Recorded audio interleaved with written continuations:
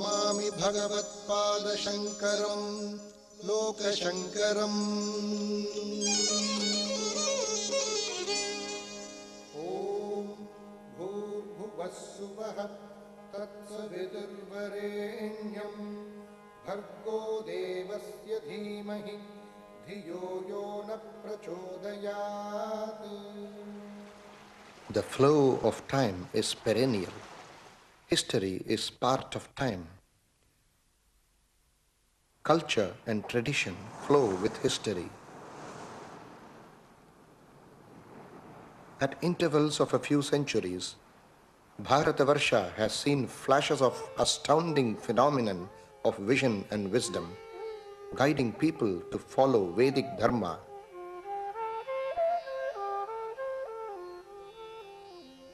Maharishi Vedavyasa compiled the Vedas and edited them into 4.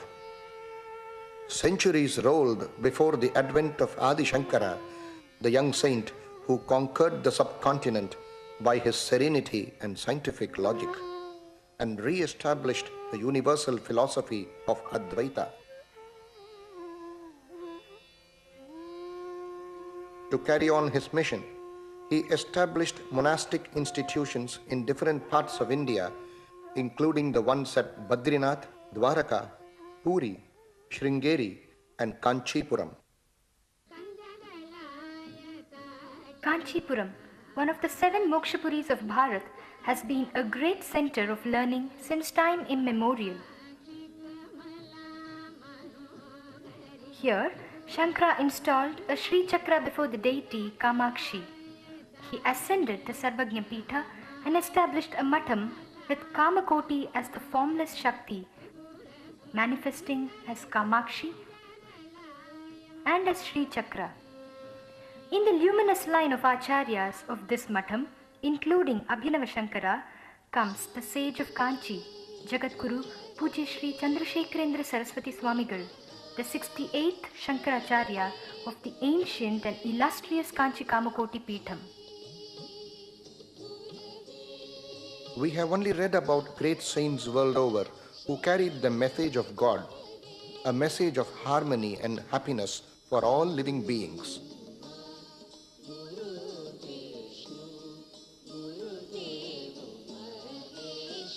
Blessed are those who have been contemporaries of this sage, who radiated divinity in speech, in silence, in his penetrating glance, and in his serene smiles. The Acharya expressed profound respect for any religion which believed in the supremacy of God. He believed that every person with any religious pursuit is a divine manifestation.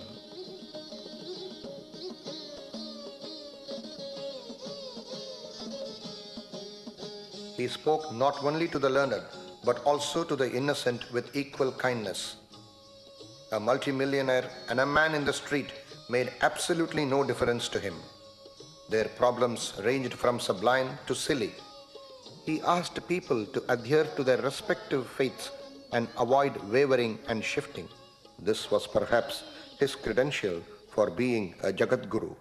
In 1991, His Holiness Dalai Lama, the religious leader of the Tibetan, came to Kanchi and had darshan of the Mahaswami, whom he described as the only monk of the century.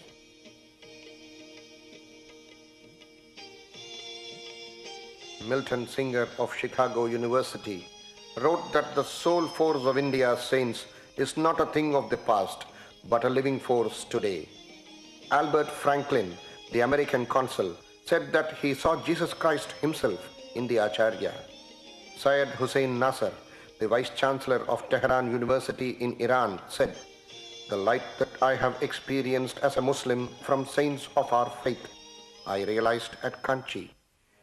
Considered as divinity in human form by millions of devotees, he merged with the infinite on 8th January 1994 at the age of 100.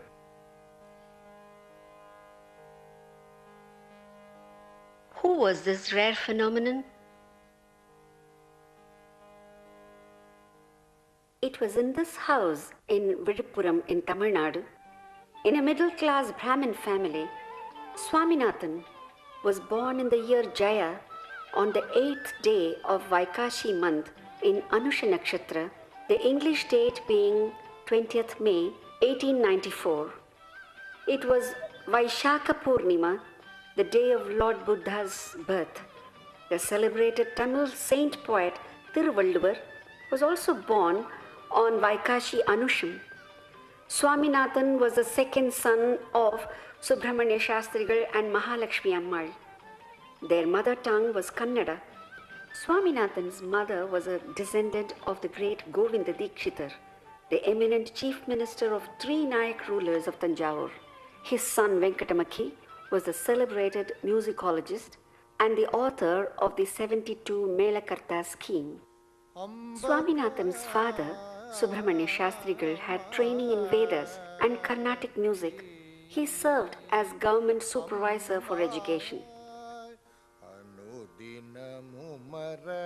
Swaminathan's only elder brother was Ganapati. Younger brothers were Sambhamurthy, Sadashivam, and Krishnamurthy. His younger sister was Lalita. The father taught Swaminathan music.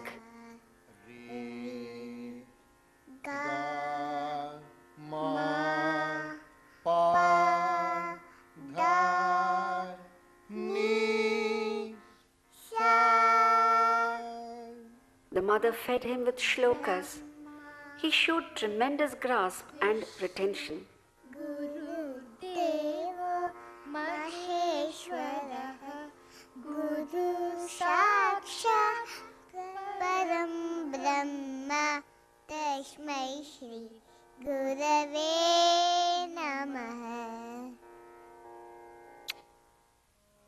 He was often taken by his parents for darshan of the 66th Shankaracharya of Kanchi Kamakoti Peetham.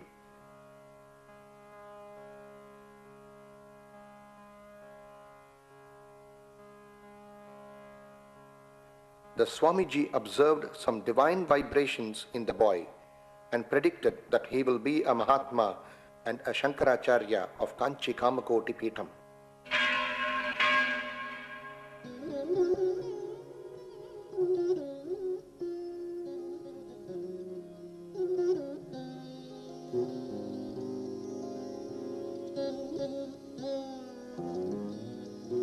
At the primary school, Swaminathan's excellence got him double promotion. Swaminathan's maternal elder cousin Lakshmi Kantan was receiving training in Rigveda. Just by listening to him regularly, Swaminathan had the sharpness to learn the verses.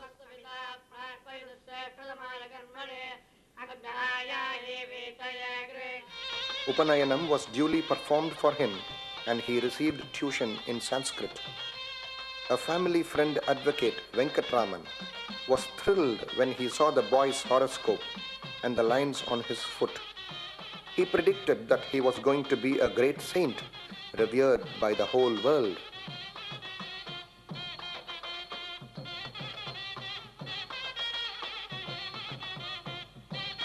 Lakshmi Kantan was a disciple attendant of the Shankaracharya Swamigal. Swaminathan used to keenly observe his work and puja rituals. With the father's transfers, he joined the second form in Arcot American Mission School at Tindivanam. Here, he stood first in all subjects, including the one for recitation of the Bible. Swaminathan got the first prize acting as Prince Arthur in Shakespeare's King John for his princely demeanor and dialogue delivery. When the 66th Shankaracharya of Kanchi attained Siddhi, 18-year-old Lakshmi Kantan was installed as the 67th Shankaracharya at Kalavai near Kanchipuram. On learning this, Mahalakshmi Ammal with her son Swaminathan left for Kalavai to console her widowed sister, whose only son had taken to sannyasa. At Kumarakotam in Kanchipuram, Muniratnam Mudaliyar, a senior staff of the Matam, saw Swaminathan.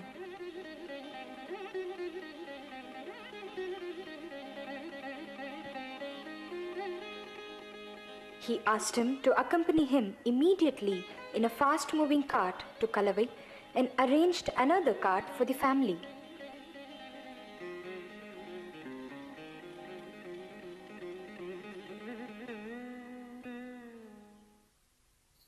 The boy thought that he was being urgently taken only to attend on his elder cousin. The staff slowly explained to him that his cousin also had attained Siddhi after only 8 days of initiation, and that Swaminathan himself was going to be installed as the 68th Shankaracharya.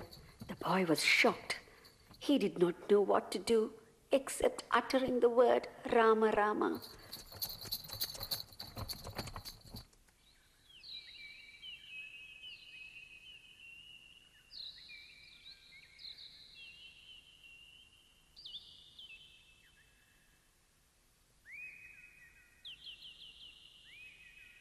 When he stood before the Adhishtanam of the 66th Shankaracharya, Swaminathan felt an inexplicable tranquility descending on him. With telegraphic consent from his father, procedural rituals were gone through. Jalashayam gatva snatva asmadashramat paramahamsashramam pravishami Om bhuh sanyastam maya Om bhuvah sanyastam maya Om suvah sanyastam maya. He was installed as Pujya Shri Chandrasekharendra Saraswati Swamigal, the 68th Shankaracharya of the Kanchi Kamakoti Peetham, on 13th February 1907. He bhagavo brahma adhihi bhoho Mama hridaye hridayam te dadami. Swaminathan's mother reached Kalavai, followed by the father. Finding their beloved son turned into an ascetic at a tender age of 13, the parents stood stunned. But the charming sannyasi requested them to permit him to assume his new responsibility, which was obviously God's will. They never met him afterwards.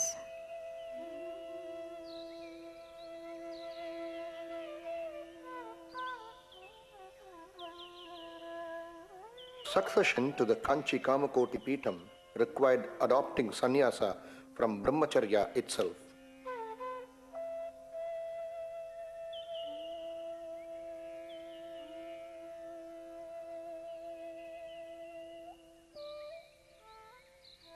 On 9th May 1907, a grand spiritual coronation of the new Acharya was celebrated at Kumbakonam.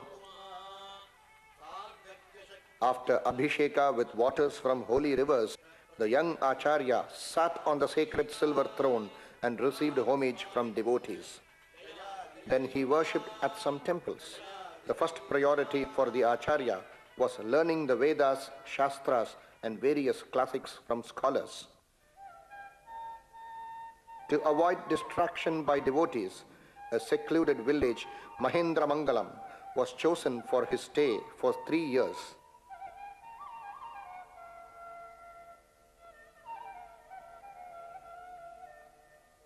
It became a pilgrimage for the great scholar teachers who were astounded by the extraordinary grasping power of the saint student.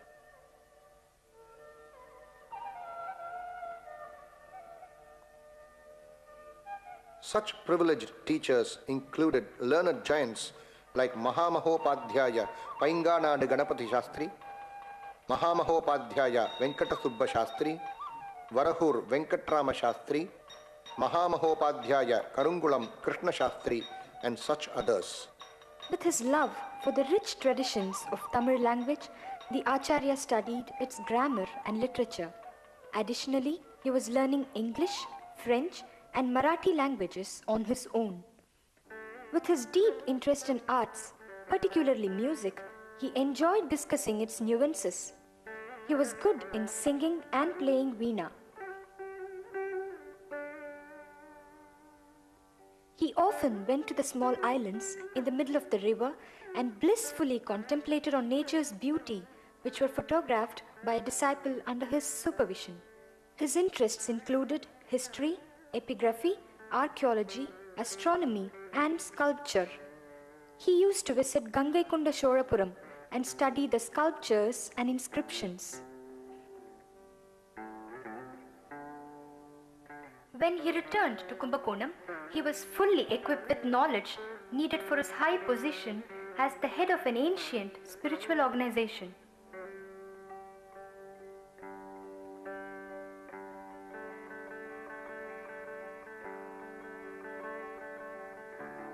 He arranged to erect suitable adhishtanams for his Guru and Paramaguru at Kalavai, where he was initiated into the sannyasa order. He streamlined the administration of the Matham.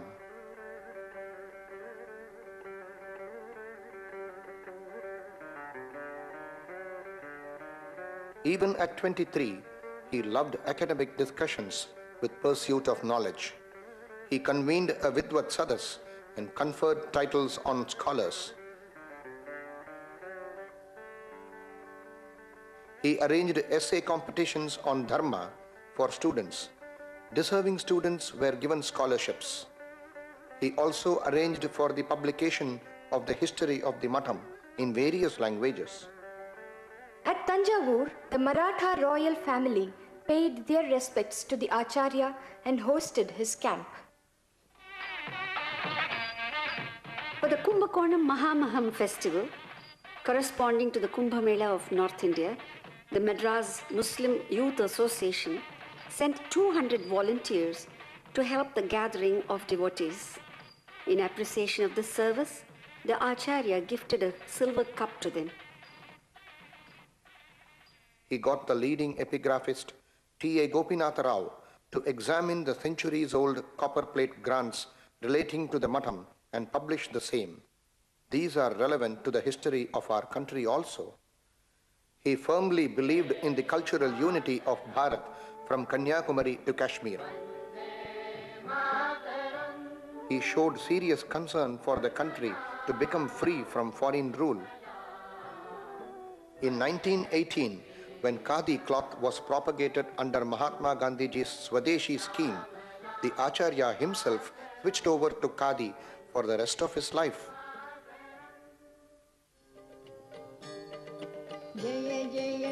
The Acharya started his Vijaya Yatra in 1919.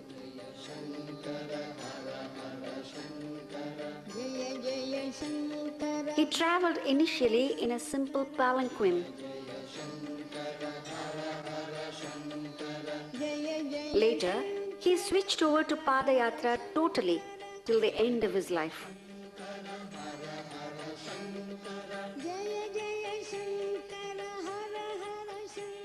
At Pattishwaram, the Acharya asked the revolutionary patriot Subramanya Shiva, who was afflicted with leprosy, to come close to him and blessed that the country would soon be free.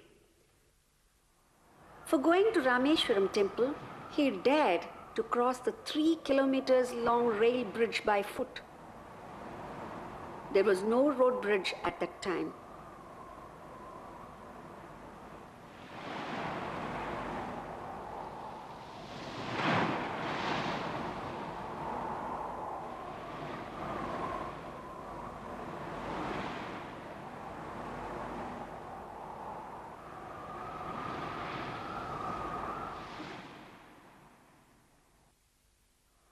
At Setu, he gathered sand from the sea for immersion in river Ganga, which he reached 12 years later, a tradition rooted in the physical, psychic and religious unity of this country.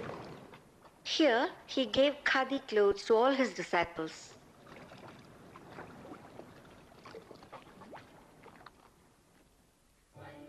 When national leaders Deshabandhu Chittaranjan Das and S. Satyamurthy sought his blessings, the Acharya said, all political parties should ensure that people's piety is not affected. Though as a sannyasi, I cannot identify myself with any party, I certainly look forward to the country attaining freedom soon. I want not only the foreigners' rule to go, but also the foreign outlook of our people to go. The Congress leader Purushottam Das Tandon, as also Tej Bahadur Sapru, received his blessings. They marveled his knowledge and concern for public affairs. Spiritually, the Acharya was also a freedom fighter, fighting for freedom of the people from the cycle of birth and death. He felt that by the time political independence was obtained, our people may perhaps further lose their spiritual instincts. When the government of the then Madras Presidency brought a bill to regulate Hindu religious endowments and temples, the Acharya guided some eminent advocates to draft a memorandum. The Chief Minister, Raja of Panagal of Justice Party, thanked the Acharya for his valuable suggestions. The Acharya was a great authority on Vedanta and Mimamsa and could communicate with clarity to the people. He studied world history, particularly the impact of Hindu culture on humanity at large.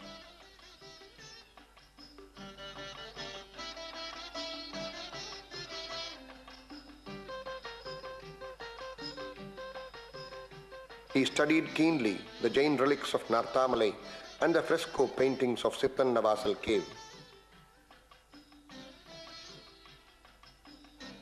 The Kudumayamalai inscriptions on music belonging to 7th century was of special interest for him. The Tamil servant Uve Swaminatha, who retrieved many classics from decaying palm leaf manuscripts, received the title Dakshinatya Kalanidhi from the Acharya. Veteran scholar Panditamani Kadireshan Chettiar hailed the Acharya's suggestion for study of both Sanskrit and Tamil for knowing and preserving our great heritage. His Holiness had command over 17 languages, including some foreign languages also. Praising Raja Sir Annamalai Chettiar for establishing the Annamalai University, he shared his concern about the pernicious dowry system which was impoverishing many families. At a cowshed in Nallicherry, a village in Kerala, a historic meeting of two great persons took place on 15th October 1927. The 57-year-old Mahatma Gandhi was drawn to the 33-year-old sannyasi sitting on the floor, clad in a khadi saffron cloth. The Acharya was also happy to meet a respectable national leader leading a simple life with spiritual emphasis. He cautioned Gandhiji, Our actions, as far as possible, should not hurt the feelings of large sections of people who believe in tradition. Our dharma advocates equality, but not identity. The Mahatma agreed, but submitted that even to save our dharma, there are some practical compulsions. He marveled at the genius of the Acharya and his concern for the common good. Paul Brunton came to India in search of a fully realized soul. The Acharya told him, Only spiritual understanding between all nations will lead to goodwill, peace, and prosperity. There is an indwelling divinity in every man, which will bring him back to God. A wiser generation will fuse the best points of Asiatic and European civilizations into a higher and balanced social scheme. Be humble, you will find what you seek. Go to the revered Ramana Maharshi at Tiruvannamalai. For his Kashi Yatra, his route was through Shri Shailam, Hyderabad, Nagpur, Jabalpur and Allahabad. He covered the entire route of over 2,000 kilometers by foot with the summer heat at 120 degrees. Wherever he went, he had a ritual bath in the nearby sacred river and darshan at the respective temple, thereby silently demonstrating the psychic unity of Bharat. The common folk and elite thronged to receive him with honors. The Acharya spoke to the people in their own language. At Allahabad, he was ceremoniously received by a committee led by Vice-Chancellor Ganganath Jha. In July 1934, at the Triveni confluence, he mixed the sand gathered by him at the Setu seashore in 1922. After bathing, he collected water from Ganga for abhishekam of deities in South Indian temples. He reached Varanasi and received a hearty welcome by the public, led by the Maharaja of Kashi and Pandit Madan Mohan Malavya, Vice Chancellor of Benares Hindu University. He had darshan of Lord Vishwanatha and Goddess Annapurni. The Gauda sannyasis of north and Dravida sannyasis of south offered bhiksha to him. At the Benares Hindu University, a grand welcome address in Sanskrit was presented by the Vice Chancellor. The Acharya, who replied in Sanskrit, said, The aim of education in ancient India was to attain inner peace. This alone can ensure happiness for society. Education based on our dharma will confer immortality. A conference of eminent scholars of Bengal invited the Acharya to Calcutta. At Kastar Mahadev, numerous old sannyasis welcomed the Swamiji with reverence. He was honored with public receptions at Patna and Gaya. The Swamiji addressed the people in Hindi. At Bodh Gaya, the Swamiji offered worship to the Bodhi tree and Lord Buddha.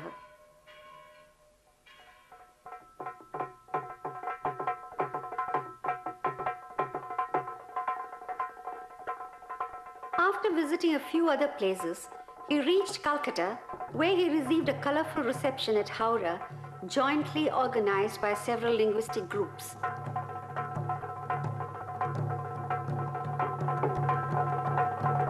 At a mammoth reception at Kali Ghat, the welcome address mentioned that Adi Shankara, after establishing the other Peethams, finally reached Kanchi, where he ascended the Sarvagnya Peetham, and that Pujya Sri Chandrasekharendra Saraswati Swamigal has undertaken the Padayatra all over India, just like Adi Shankara himself. At Puri, at the Jagannath temple, the ancient Mukti Mantapa Sabha consists of 18 scholars from 18 Shasana villages around Puri. Only those coming in the direct line of disciples of Adi Shankara can adorn the presidential seat. The Sage of Kanchi was requested to occupy this seat. Walking through various towns in Orissa, Andhra Pradesh and Tamil Nadu, he reached Rameshwaram in 1939. With Ganga water collected by him, he did Abhishekam to Ramalinga Swami. His Ganga Yatra was considered complete on that day. The Acharya returned to Kumbakonam after his unprecedented Dharma Yatra for 21 years, covering over 5,000 kilometers. He emphasized that the philosophy of Hindu society is collective well-being and salvation.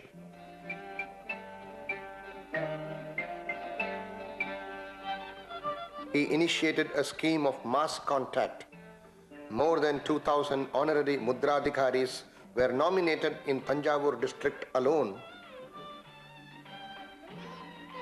Some aims of this scheme were social service by the village community, preserving temples by cleaning them, peaceful persuasive prevention of conversion of Hindus to other religions, cow protection, planting of trees and growing of vegetables, digging of tanks, wells and channels, or laying of roads by people themselves without distinction of rich or poor.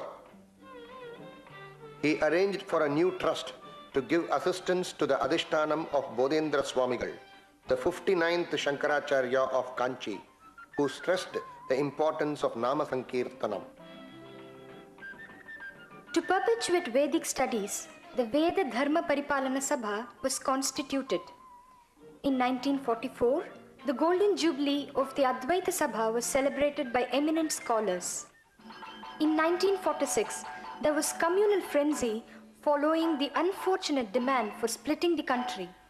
Hindu women of Bengal were molested and converted, and there were indiscriminate killings. The Acharya said, As per our Shastras, those who have been molested and forcibly converted should be allowed to return to our religion and be rehabilitated without any stigma. We should honor those Muslims and Hindus who rendered assistance during these disturbances. 1947 saw the dawn of independence for Bharat. The Acharya's message to the people was, Our flag contains the Dharma Chakra.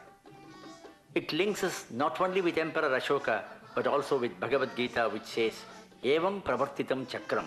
That is, our dharma shines as the chakra, which symbolizes the constant interaction between the human being and the cosmos. This freedom has been obtained by long struggle and sacrifice. Let us pray for a future of peace and prosperity. People should stick to truth at any cost and should completely eschew communal strife. Each one of us should think of the welfare of others. Control of the mind leads to self-realization, and that is real independence. When Gandhiji was assassinated in January 1948, the Acharya said that it is a great loss to our value system. Gandhiji's views on Ramanama, Varnashrama Dharma, food habits, and the definition of God are spiritually profitable even to the most faithful Hindu. The Acharya asked the people to pray for his soul. He instructed that 2nd October, Gandhiji's birthday, should be observed as a day of prayer in temples, mosques, and churches. Swamiji was instrumental in the resurgence of the centuries-old Tamil devotional hymns, Tiruppavai and Tiruvempavai. He pointed out that a festival named Trippevai Triampevai is held in Thailand. He asked the veteran Tamil scholar T.P. Meenakshi Sundaram Pillai to go to Java, Cambodia, and other Southeast Asian countries to study the evidences of Indian culture in those regions. He sent communications to about 4,000 legislators to ensure that our legislations should conform to our culture, which is our dharma. When the Indian constitution was taking shape, this serene sannyasi convened a conference of matams from all over India, the first of its kind. The concept of religion as a fundamental right saw the light of day. Stalwarts like Pandit Jawaharlal Nehru, Sardar Vallabhbhai Patel, and Dr. Ambedkar appreciated and respected the suggestions of the Acharya. Article 26 underwent an important change. Also, religion was shifted to the concurrent list from the state list.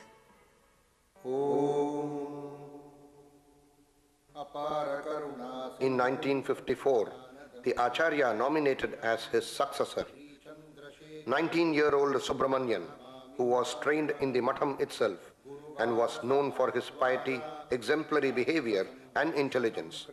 He was ceremoniously initiated into the Sannyasa Ashrama in Kanchipuram as Pujya Shri Jayendra Saraswati Swamigal, the 69th Shankaracharya of Kanchi Kamakoti Peetam. To ensure undisturbed training and meditation of the junior Acharya, he was secluded at the remote village Ambi near Kanchipuram, where there is an Adhishtanam of a Shankaracharya of Kanchi. The Paramacharya himself conducted the training. When Acharya Vinoba Bhave met him, the Swamiji said, Any service aiming at purification of one's own self is itself worship. "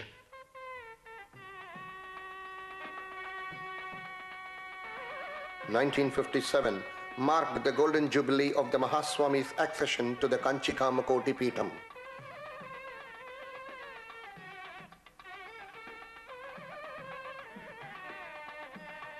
A biography of the sage in Tamil, written by Sambhamurthy Shastrigal, was released. The royal family of Greece, including the Queen Mother, Her Majesty Frederica, and Her Royal Highness Princess Irene, had darshan of His Holiness along with the eminent Professor devotee T.M.P. Mahadevan.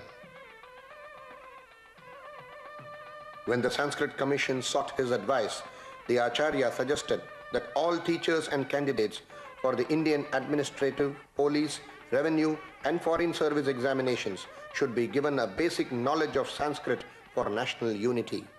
The Mahaswami blessed renovation of numerous temples.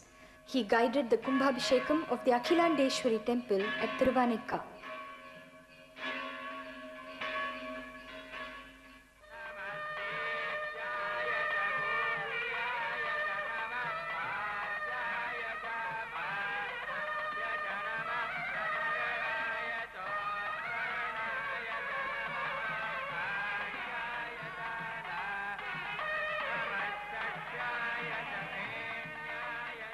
The ancient spacious matam at Tirvanika was renovated.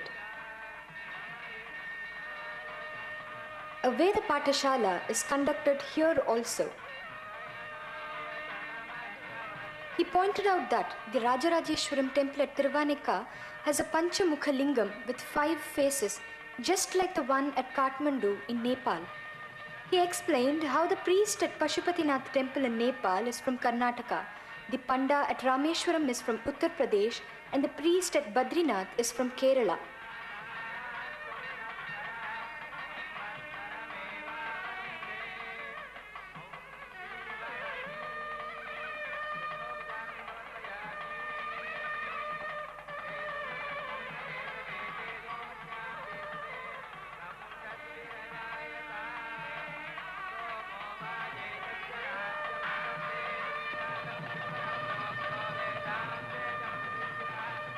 The Mahaswami arranged for covering the Vimana of the Kanchi Kamakshi temple with gold.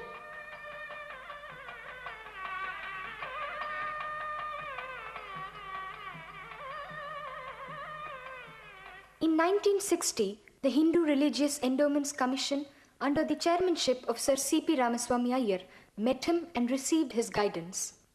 In 1962, at Ilayatangudi in southern Tamil Nadu, the Mahaswami convened the first Vyasa Bharata Agama Shilpa Vidvat Sadas, a unique historical, cultural and academic assembly of scholars and artists from all over India and abroad.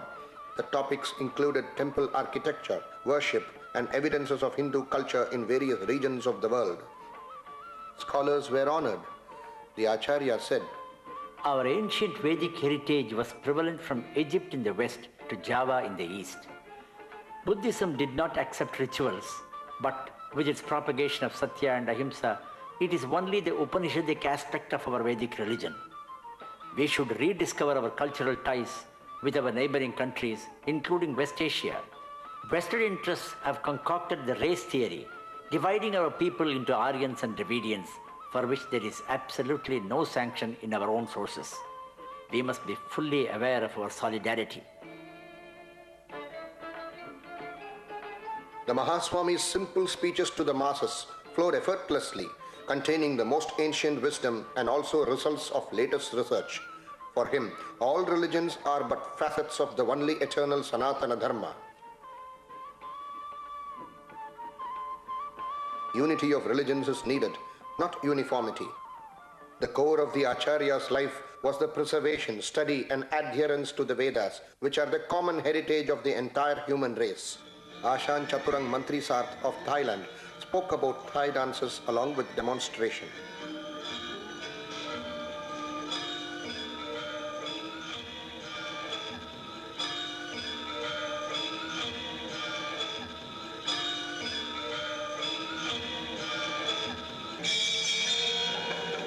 Such academic gatherings in various cities became almost an annual feature under the Mahaswami's spiritual scheme.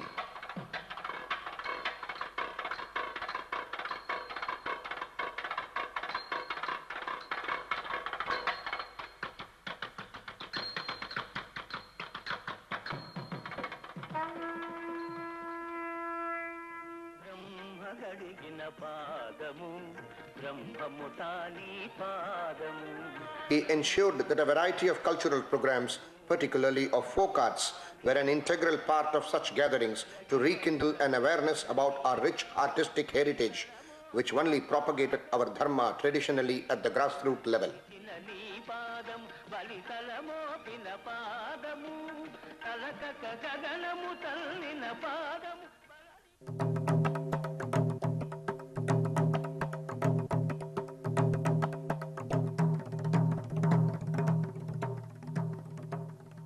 The Sage of Kanchi spelt out a simple but brilliant scheme to help the poor on a mass scale with the people's involvement. Every housewife is to deposit a handful of rice, that is pidi arishi, plus a coin in a pot before she starts cooking each day. This will be collected periodically by volunteers who would give it to the nearest temple where it will be cooked, adding salt, tamarind and curd. After offering to the deity, it will be distributed to the poor. During the India-China border conflict in 1962, the government wanted gold for war effort. The Acharya, in a memorable appeal, called upon the people to rally to the defense of our country and offer at least a small quantity of gold to the nation through the temples of goddess Shakti from Kashmir to Kanyakumari. He said that we should punish our enemy, but without malice. During the Indo-Pakistan War in 1965, the Acharya arranged for free distribution of lakhs of copies of Hanuman Chalisa to our troops to sustain their morale and ensure victory. A golden bowl of honey as prasadam from the Kamakshi temple at Kanchipuram was sent to the military hospital at St. Thomas Mount in Madras, where our soldiers were undergoing treatment. This was with Acharya's blessings for their total recovery and victory. The Sage of Kanchi convened a conference of heads of various matams in Tamil Nadu to exchange views.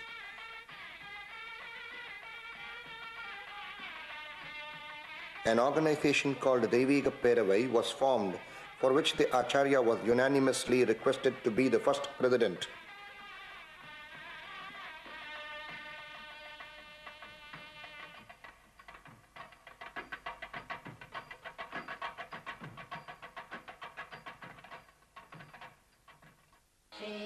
The Arsha Samskrita Sadas at Tirupati was yet another milestone in the Acharya's mission.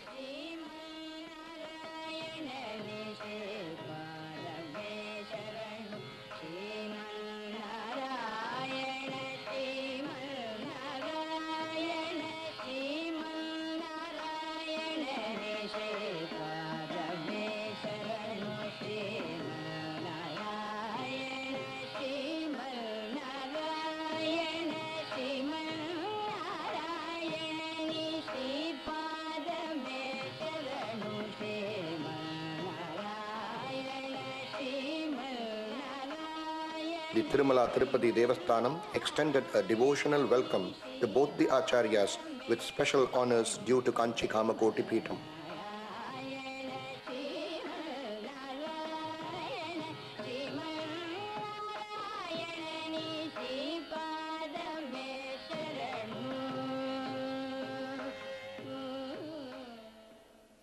He advised musicians and Harikatha artists to grasp the meaning of the lyrics and sing with devotional bhava. Scores of eminent musicians presented their arts before him and received his blessings. The Mahaswami specially composed a song, Maitrim Bhajata, in Sanskrit, about universal peace and harmony, for being sung by the Nightingale of India, Dr. M.S. Subbalakshmi, at the United Nations. Shri Jayendra Saraswati Swamigal desired that the entire year 1967 be celebrated as the Diamond Jubilee year of the Mahaswami's accession to the Kanchi Kamakoti Peetham. There were serene celebrations all over the land.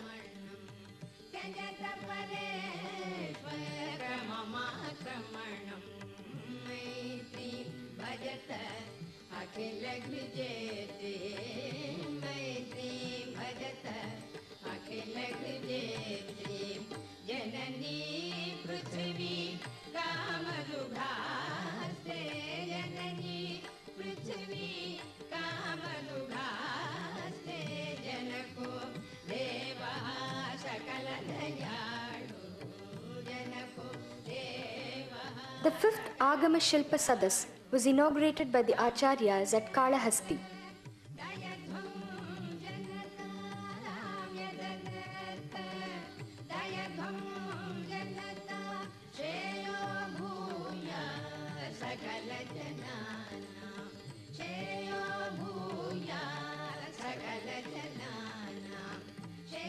Scholars spoke with illustrations on the prevalence of our culture from Siberia to Indonesia, and that many Sanskrit classics not available in India were found in those countries. Pujya Mahadeva Dharmavira, the Buddhist bhikshu from Cambodia, spoke about the links between the countries since the time of Mahabharata and about a shrine for Shiva in the famous Angkor Wat temple of 7th century. On clearing some hilly passages at Kalahasti, the Mahaswami discovered a Panchamukha Lingam and sculptures of Nartana Vinayaka, Nataraja, Parvati, Parameshwara and Bhikshatana. Being a stage for dance, he named it Nataraja Rangasthalam. In 1968, the 4th Akhila Bharata Sarva Shakha Veda Sammelanam was held at Vijayawada. There were 400 representatives from all over India. On Mahaswami's invitation, the high priest to the king of Thailand, Pra Rajaguru Vamadeva Muni, was present. He explained that though his country has a Buddhist government, people follow Hindu culture in many aspects. Lord Buddha is known as a born Hindu, and festivals like Deepavali and Shankaranti are being observed. 80% of words in Thai language were of Sanskrit origin. The Acharya lucidly explained to the people the Advaita philosophy. The Atma, that is self alone, is real. Everything else is Maya or unreal. Removal of this Maya is Jivan Mukti, that is liberation. This is possible in one's lifetime itself with faith in God in any form. A sincere devotee should realize this liberation after due efforts if his is a worthy religion. Complimenting the Rashtriya Swayam Sevak Sangh volunteers for their discipline and devotion, the Acharya said, The menace of religious conversions will affect domestic peace, social harmony, and national unity. To face this, every village and town should have a Dharma Rakshana Sangam. For the Mahaswami, the day started earlier than 4:30 in the morning. His routine included his ritualistic bath, which was itself worshipped by devotees.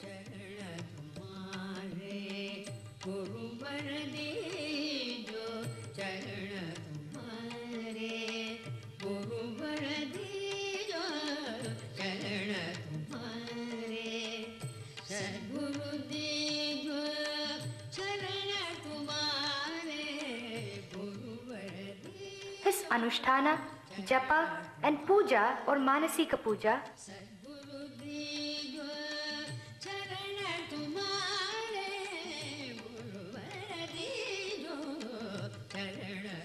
darshan to devotees,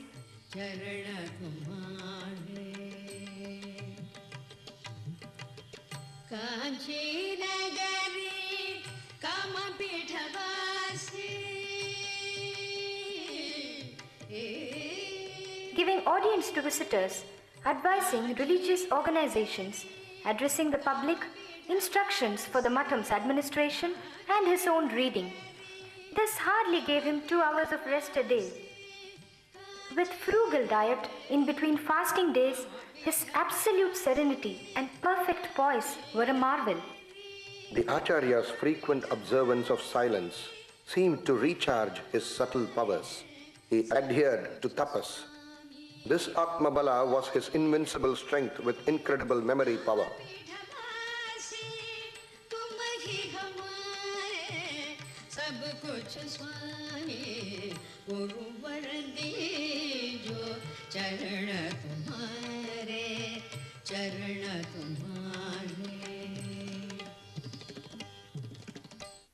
In his daily discourses to packed gatherings of common people who heard him with devotion, the Acharya dealt with a variety of subjects with simplicity and clarity. Villagers migrating to cities and living beyond their means only increase poverty. 3 methods to reduce poverty are wearing cheaper clothes, avoiding luxury, drinking kanji or buttermilk instead of coffee, and avoiding dowry and ostentation in marriages. Value-based quality of living is more important than the so-called standard of living. Rights are only facilities to perform our duties. Teachers should deeply study their subjects to impart and not to sell knowledge. Respect for parents and teachers is essential. Avoid ego, anger, and arrogance. Humility with self-confidence will lead to greatness in life. Students should acquire knowledge of world affairs without deviating from education. Truth and non-violence are the cardinal principles of Dharma for the entire humanity, which is but one family. வேதநெறி இங்கதான் நம்ம மதத்துக்கு பேரு. தமிழ்ல ரொம்ப தெளிவா சொல்லிருக்கா, வேதநெறி தழைத்தோங்க. இந்த வேதநெறிங்கிறது வேத மாதான்னு பேரு. குழந்தையினுடைய ஒரு சரணத்தை தியானம் பண்ணணும். அதுதான் நமக்கு கதி. தாயார்தான் கதி குழந்தைக்கு. நாம் எல்லாரும் குழந்தைகள். குழந்தைகள்ங்கிற என்ன வந்துட்டுதானா காமம் வராது. தாயாருடைய சரணத்தை போய் பிடிச்சு நம்ம குழந்தையாவே இருக்கோம்னா அப்புறம் காமத்துக்கு இடம் இல்லை. காமத்துக்கு இடம் இல்லைன்னா கோபத்துக்கு இடம் இல்லை. கோபத்துக்கு இடம் இல்லைன்னா பயத்துக்கு இடம் இல்லை.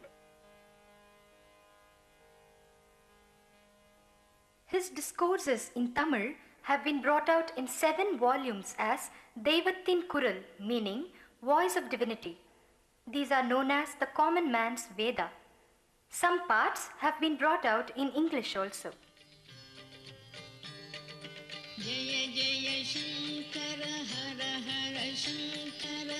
At Sri Shailam, a Shankara Mantapam was consecrated. Memorial mantapas for Adi Shankara were constructed in many places all over India, including Rameshwaram, Tiruvadaimarudur, Kanyakumari, Kanchipuram, Rishikesh, Badrinath, Bangalore, Vishakhapatnam, Trayambaka, Prayag and Kurukshetra. A magnificent Shankara Stupa was erected at Kaladi in Kerala, the birthplace of Adi Shankara. The Sage of Kanchi told the members of the Vishwa Hindu Parishad, You should have your units all over India and also guide Hindus living abroad. When the atomic scientist Dr. Raja Ramanna met him, he asked him to study Katyayana's Vartika and philosophy of Nagarjuna. At Sri Rangam, the Mahaswami suggested building of a new Gopuram on the old base. This was duly accomplished in the 80s by the initiative of His Holiness G.R. Swamigal of Ahobila Matam. The Mahaswami directed Kanchi Matam to financially help in constructing one of the tiers. This is now the tallest Gopuram in our country. At Tenampakam, Prime Minister Indira Gandhi came and sat in meditation in front of him when he was observing silence. When the Tamil Nadu Chief Minister M.G. Ramachandran had his darshan, smilingly the Acharya told him that his power of attracting the masses should be used in a positive manner. In April 1978, at the age of 84, he suddenly left on an indefinite Padayatra, walking 20 to 25 kilometers per day. He declined any formal paraphernalia of the Matam. A few personal disciples accompanied him on their own initiative. Harijan men, women and children waited on the roadside for his darshan. The Acharya made kind enquiries about their welfare and blessed them. His Padayatra included Belgaum, Satara, Tuljapur, Pandharpur, Mahagaon and Kurnool, where he blessed countless common folk who saw him. At 84, he walked like a young man of 25. The rugged terrain, oppressive weather, and utter lack of even minimum comforts did not disturb his strict spiritual routine and poise. Roads and rocks were his bed, and sky was his roof. His puja was part of his self.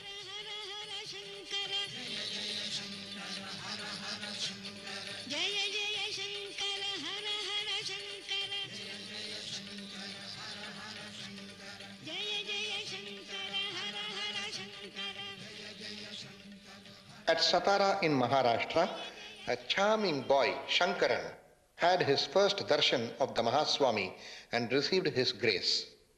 In later camps, the Acharya put special questions to him and was happy with his response. After one such meeting, the Mahaswami casually remarked that the Matham would soon have 3 Shankaracharyas. Shamanna, a hotelier with advanced cancer, offered a few lakhs of rupees at the Acharya's feet at Satara to utilize it for some dharmic cause. His Holiness asked him to take the money back and form a trust for building a Uttara Chidambaram Nataraja Mandir in Satara. The Kumbhabhishekam was done in 1985 by Sri Jayendra Saraswati Swamigal. Even at the foundation stage, the Paramacharya gave a gracious command to another devotee, Dr. Padma Subramaniam, a dancer and research scholar, to design a unique set of 108 Natya Shastra Karana sculptures, each with twin figures of Shiva and Parvati, to be fixed around the main shrine. They were sculpted in black granite by Muttaya Stapati. This historic project revives the Rashtriya Marga tradition common to entire Asia after a gap of 500 years, fulfilling the efforts of Swami Vidyaranya.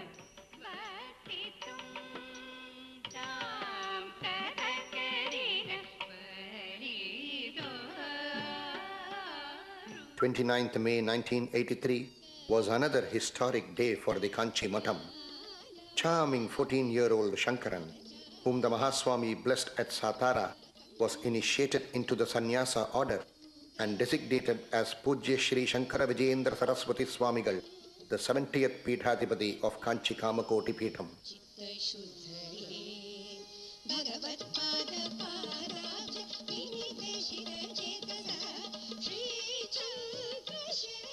At the earnest request of the two Acharyas, as also the government and people of Tamil Nadu, the Mahaswami returned to Kanchipuram in 1984.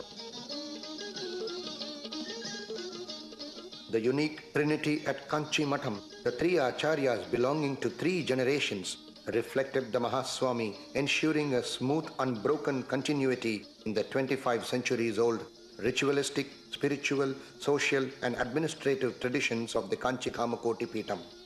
The Paramacharya himself supervised the initial training of the Balaswamigal. Visitors during the period included Prime Minister Rajiv Gandhi, the President of India, Dr. Shankar Dayal Sharma, as well as their Majesties, the King and Queen of Nepal, and national leaders Atal Bihari Vajpayee, L.K. Advani, and Dr. Murali Manohar Joshi visited the Matam and paid their respects to the three Acharyas. A lady came as the widow of an army personnel. The Acharya shocked her by giving her Kumkumam Prasadam and told her that her husband was alive. Later, the blessed couple came and fell at his feet. As a personification of humility, the Mahaswami said, Many devotees identify divinity with me, though it may not be a fact. But perhaps they derive an inner feeling of communion with divinity due to their own dedicated perception. He was a picture of grace in everything, including his Anushtana and Puja.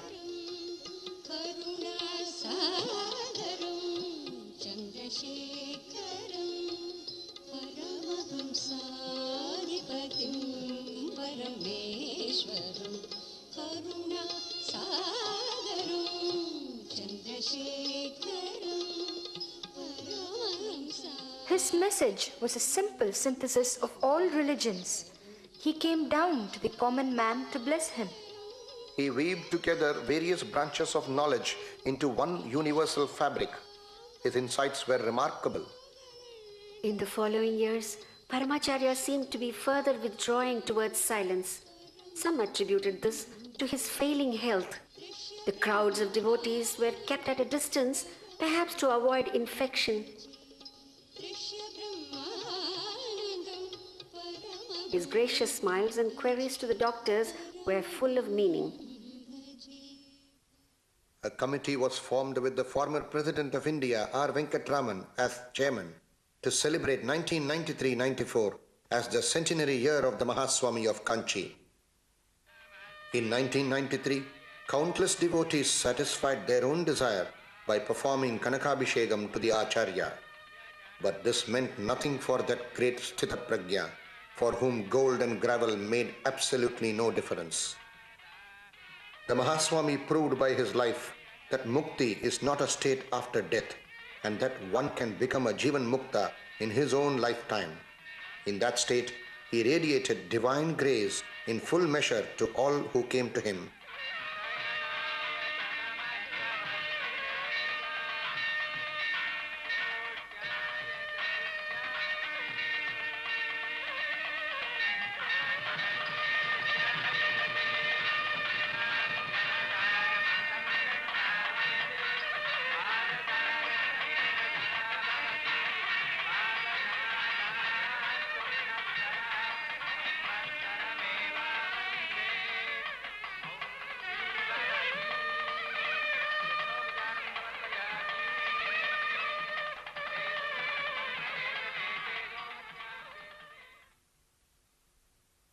On 8th January 1994, the Mahaswami looked cheerful.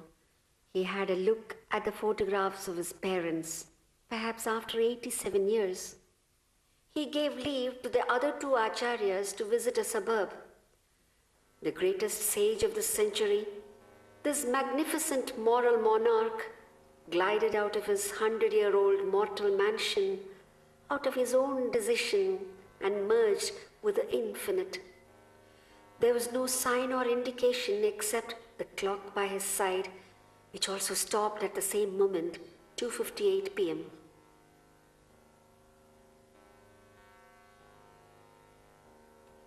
An avatar, that is, incarnation of divinity, came to an end.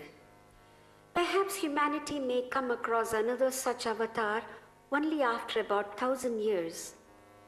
He was a true representative of Indian, or rather human culture and religion, that is Sanatana Dharma, which aims at the welfare of the entire humanity, Shreyo Bhuyat Sakala Jananam. The Divine Mother has showed his life as a beacon light to lead our lives in the right path. The mission of reviving and preserving our dharma, initiated by Adi Shankara, has been continued and consolidated in our own times by the centenarian Sage of Kanchi. This mission has no end. Time flows and traditions continue. Presently, the two Shankaracharyas of Kanchi Kamakoti Peetham, Pujya Shri Jayendra Saraswati Swamigal and Pujya Shri Shankara Vijayendra Saraswati Swamigal, are reverentially following the footsteps of the Mahaswami. There are constructive academic discussions with Vedic scholars.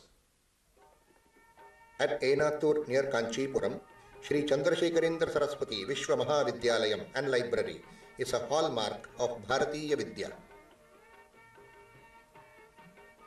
At Chennai, Shankara Netralaya and Shri Chandrasekharendra Saraswati Netra Nilayam are physical manifestations of Kanchi Mahaswami's grace.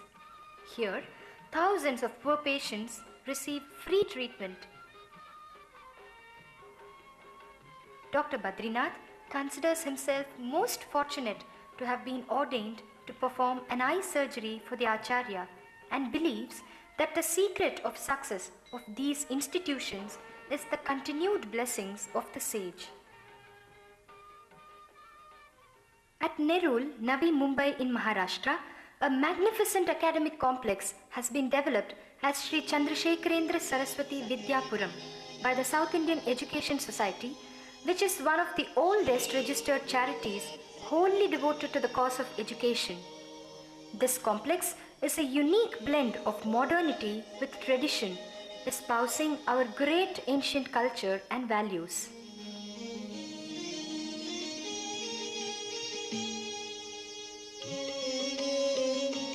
It houses the College of Management Studies, School of Economics, Indian Institute of Environment Management, College of Commerce and Seniors Home.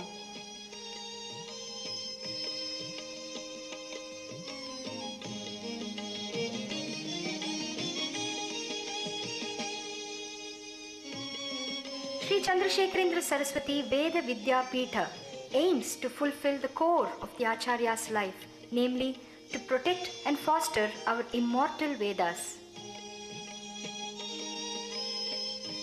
Here, a Vishwarupa Hanuman showers blessings.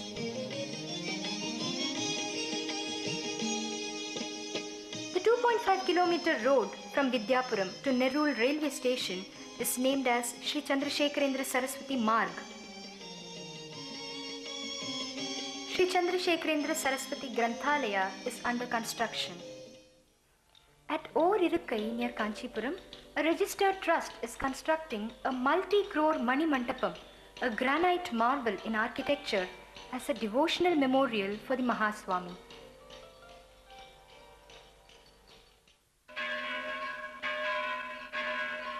The Sage of Kanchi is beyond the shackles of time. His Adhishtanam radiates spiritual bliss to countless devotees without any distinction. The depth of our devotion to him will be the measure of our adherence to Dharma, which is perennial like the flow of time.